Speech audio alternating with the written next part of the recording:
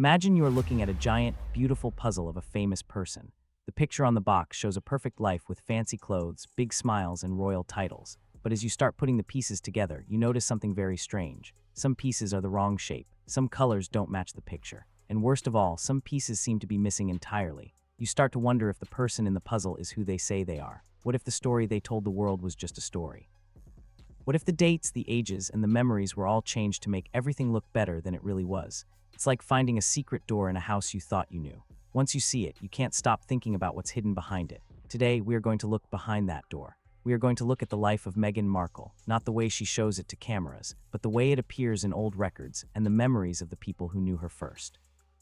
Get ready, because the truth is much more complicated than any fairy tale you've ever heard. For a long time, the world thought they knew everything about Meghan Markle. People saw her as a successful actress from Hollywood who became a princess. She seemed to have a life that was very neat and organized. Her story was told in a way that made sense to everyone. But a writer named Tom Bauer says that this story is not completely true. He says that if you look closely at her life, the timeline starts to break. It is like a piece of string that looks strong, but when you pull on it, it starts to fall apart. He says that when you look at the facts, you find things that no one expected. Dates do not match up. Stories do not fit together. There are old papers and records that tell a very different story. This story is about who Meghan really is and how old she might actually be. This is not just people being mean or making up stories. This is information found in real books, old memories, and things said by people who were there when Meghan was young. Once you hear these facts, it is very hard to forget them. The big question is not just how old she is. The real question is, why would someone feel like they had to rewrite their whole life? Let's start at the beginning of the mystery. Long before the fancy royal dresses and the big palace gates, Meghan was just a normal daughter. Her father, Thomas Markle, remembers those days very well. Most parents remember exactly when their children were born and how they grew up. Thomas remembers her school plays, her years in class, and all her big dreams. He knew her life long before the rest of the world cared about her. But when Meghan became very famous, Thomas noticed something that felt very wrong. The story she was telling the public was not the same story he remembered. To him, the dates felt like they had been moved. It felt like her age had been changed to make her look younger. Thomas did not go on TV and scream or act crazy. Instead, he spoke in a very quiet and serious way. He talked about the girl he raised and the things she did as a child. He remembered exactly when those things happened. Those memories did not match the official papers that the royal palace gave to the news. He never said she was lying, but he hinted that her real birthday might not be what the world was told.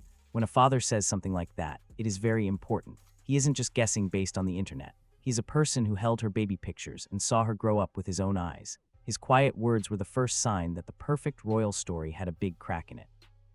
This crack in the story led to a very strange piece of evidence that people had forgotten about. In March of 1997, many teenage girls were reading a magazine called 17. This magazine was full of fashion tips and stories about young people. On page 90 of that magazine, there was a small list of names. These were kids who were being praised for doing well in school or in contests. One of those names was Meghan Markle, but there was something shocking next to her name.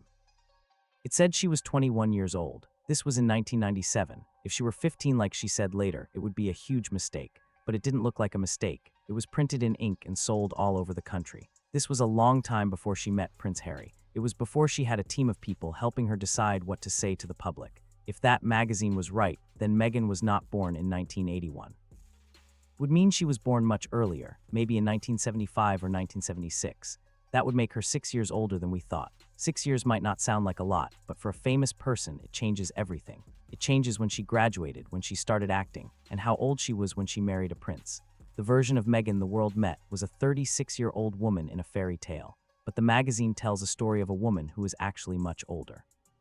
This magazine wasn't just a rumor, it was a real record that made the mystery of her age even bigger. Just as people were trying to figure out her age, another big mystery showed up. This one was about her first baby, Archie. Tom Bauer says that the story about Archie being born was not quite right. He says the story was constructed, which means it was put together like a movie script rather than just being told as it happened. He wasn't trying to be mean. He was just stating facts based on what he learned from people who were there. He suggested that the pretty version of the birth that Meghan and Harry told the world did not match the real things that happened behind closed doors. The story they told sounded almost too perfect to be true. They said it was a peaceful time with candles and music. They said she had 2 epidurals, which is a kind of medicine to stop pain, and then she went home only 2 hours after the baby was born. For most people who have had babies, this sounds like a movie, not real life. Real births are usually messy, very slow, and full of medical rules. When Bauer pointed this out, he showed that there were big holes in the story. If the timeline of her age was confusing, the story of the birth had whole parts that seemed to be missing. Then something even more interesting happened. Someone who worked at the Portland hospital, where the baby was supposedly born, decided to speak up. This wasn't just a random person on the internet. This was someone who knew exactly how that hospital worked. They knew the rules and how babies are really delivered there. According to this person, the story Harry wrote in his book, Spare, did not make sense in the real world. First, they talked about the medicine. You can't just get 2 epidurals like you're getting 2 scoops of ice cream. An epidural is a tube that stays in your back and gives you medicine the whole time. Getting 2 separate ones in just a few hours is almost impossible in a normal hospital. Then there was the timing. Harry said they left the hospital only 2 hours after the birth. But the hospital worker said that is not how it works. After you have that kind of medicine, you can't even walk for a long time.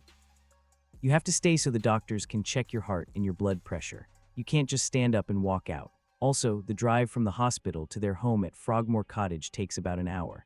That would mean the whole birth and the doctors checking everything had to happen in only 60 minutes. The hospital staff said this was not just unlikely, it was impossible. The story the world was told was all about being calm and happy, but the people who work at the hospital said, that is not how we do things here. The more you look at the story of the birth, the more things seem to be wrong. It's not just about the medicine or the time. It's about the very strict rules that doctors have to follow. Doctors say that because of Meghan's age, she would be what they call a high-risk mother. This means the doctors have to be extra careful and watch her very closely to make sure she and the baby are safe. High-risk mothers usually have to stay in the hospital longer, not shorter. But the story Harry and Meghan told didn't sound like a hospital at all. They talked about dim lights, smelly candles, and a very quiet room. While that sounds nice, it's not really allowed for a high-risk birth. Hospitals need to have bright lights and special machines ready in case something goes wrong. They don't let people turn the room into a spa when there might be a medical emergency. There was also talk about a very serious condition called preeclampsia. If Meghan even had a little bit of this, the doctors would have made her stay in bed for a long time. They would never have let her go home in 2 hours. So the story the world heard did not match what doctors say is real. It felt like the story was being managed. It seemed like someone wanted the birth to look easy and magical, like a perfect royal moment that would look good in a photo. But real life doesn't always look like a photo. Medical facts are real, and they don't change just because you want a better story. Every part of the official birth story felt like it had been edited to be perfect. This makes people wonder, if the birth story was changed to look better, what other parts of her life were changed too? We are left looking at a puzzle where the pieces still don't quite fit, and we are left asking what the real story actually is.